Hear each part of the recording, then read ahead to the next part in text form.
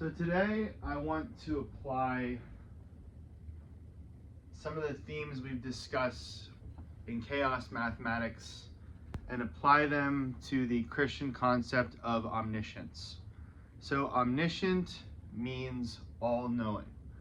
God is all-knowing. And I'm going to go quickly to the scriptures just to tease some of this out. This comes from Psalm 139, starting in verse 1. You have searched me, Lord, and you know me. You know when I sit and when I rise. You perceive my thoughts from afar. You discern my going out and my lying down. You are familiar with all my ways.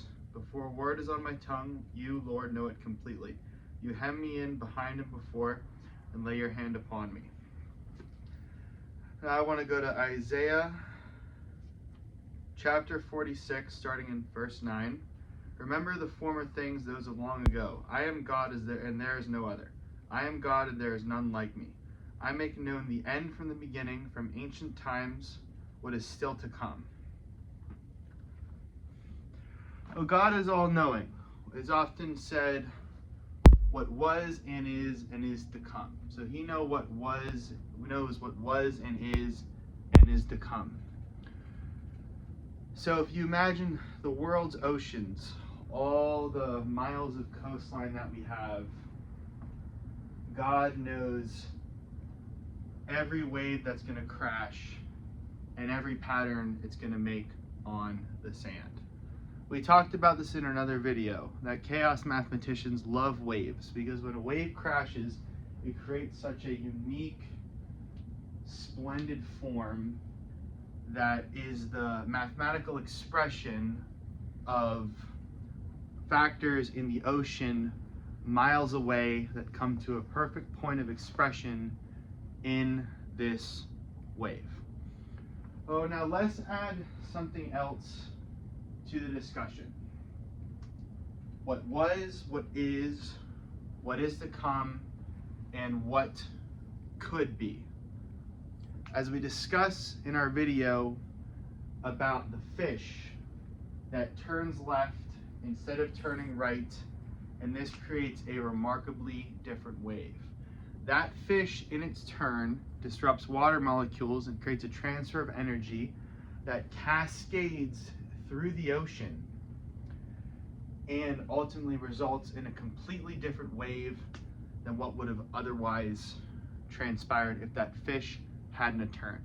So when we put that under sovereignty, we see just how vast of a concept this is, because God knows every wave that crashed and has crashed and will crash from creation till the end. But he also knows every single wave that could have crashed.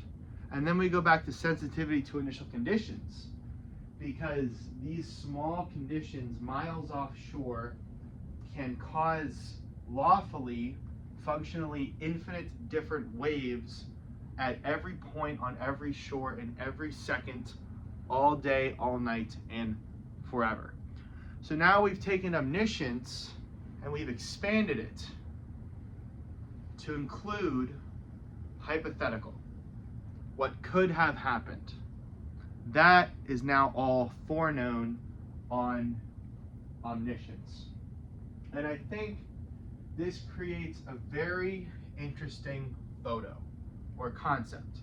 So what I'm going to do is we're going to take what we applied to the natural world and then apply it to the world of man. So all big social gatherings, whether it's a party or a wedding or a graduation or a company work event, follow these same kind of dynamics, and I'm going to explain why. Because when you put 100 people in a room and you put 20 tables there and allow them to naturally disperse, the amount of variability you put into the system is so incredibly immense, because some people are going to find a seat by their own. There's going to be some groups of 3 sitting with other groups of 3. There might be a whole table that comes together and there's 2 random people who were sitting there before they sat down.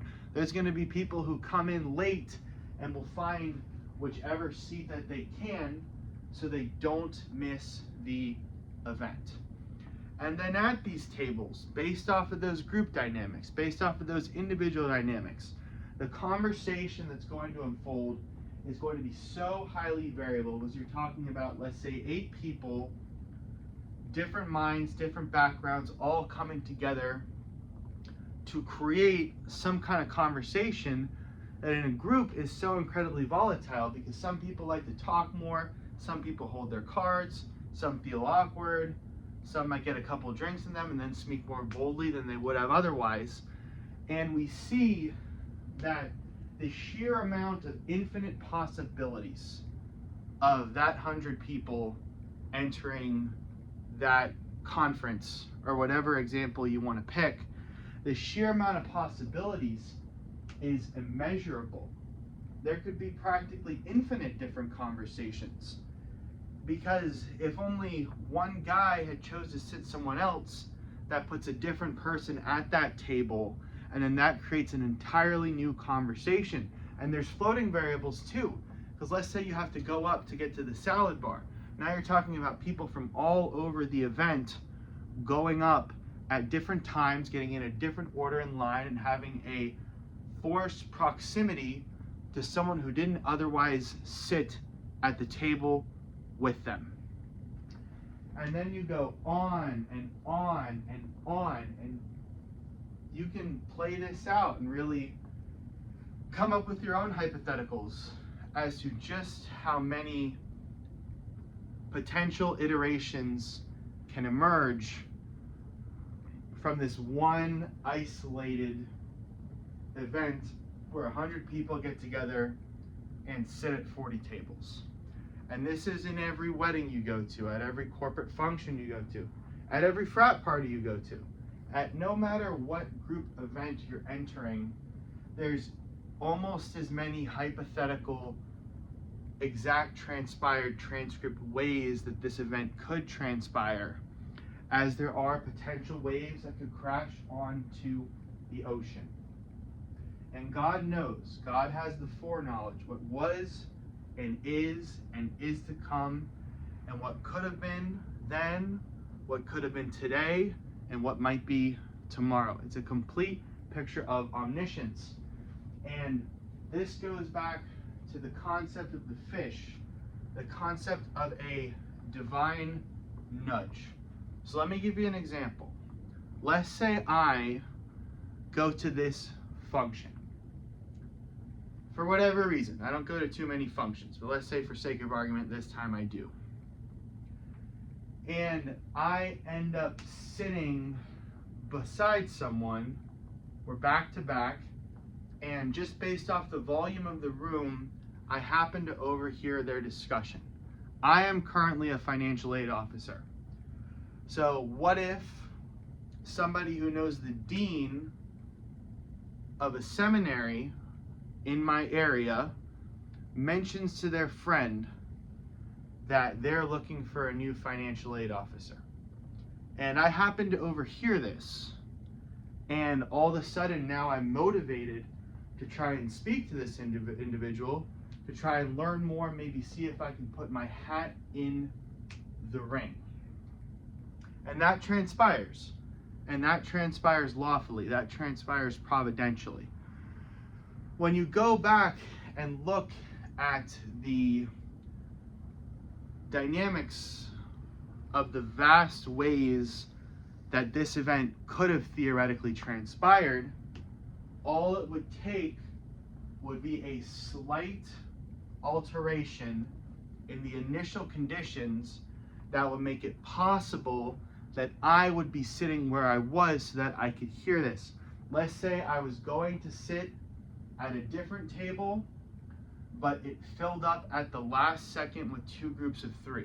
So as I'm walking towards the table, these people just swoop in and sit down, and I have to change course, which places me directly where I need to be to hear that piece of information that could change the trajectory of my life. All that's possible once you apply the quantity of omniscience that we've previously explained. Because all possible worlds exist, hypothetically. They're all known by God. But only one of them is going to be transpired.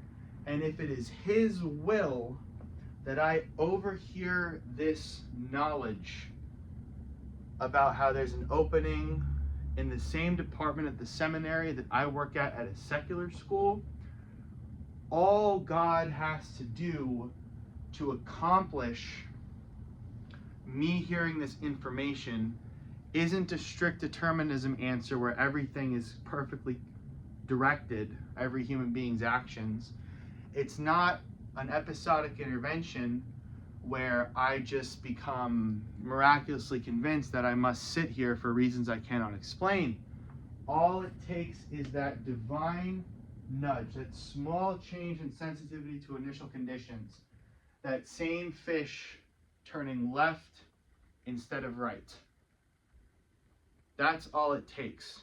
And God foreknows all possible ways that this event could transpire, and I just happen to be living in the one where it does. Thank you, and God bless.